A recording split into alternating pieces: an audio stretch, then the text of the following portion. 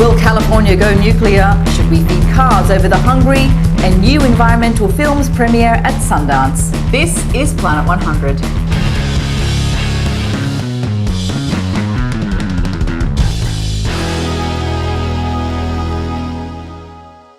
Welcome to Planet 100, the top environmental news stories of the day in 100 seconds or less. I'm Sarah Backhouse and it's Monday, January 25th. California's landmark Global Warming Act, AB 32, requires that utilities increase their renewable energy to 30% by 2020.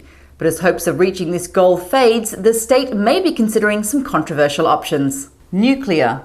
Arriva SA, a French government-owned power developer, has just signed an agreement with the Fresno Nuclear Energy Group to build nuclear reactors in the Central Valley of California, a state with a long history of concern over the safety and waste of nuclear power. AB 32 calls for emissions cuts of 80% by 2050, so we'll have to wait and see whether the Golden State's climate goals will see regulators and citizens change their mind about nuclear power. Here's some food for thought. The 107 million tons of grains that went to US ethanol distilleries in 2009 was enough to feed 330 million people for 1 year at average world consumption levels. Increased demand for corn to make ethanol helped to push world grain prices to record highs in the past few years, driving up the number of hungry people to over 1 billion for the first time in 2009.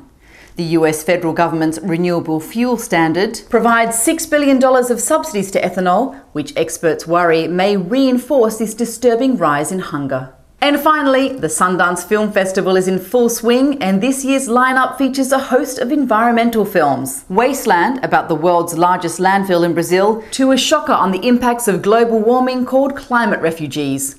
And that's our show for today. See you tomorrow for more Planet 100.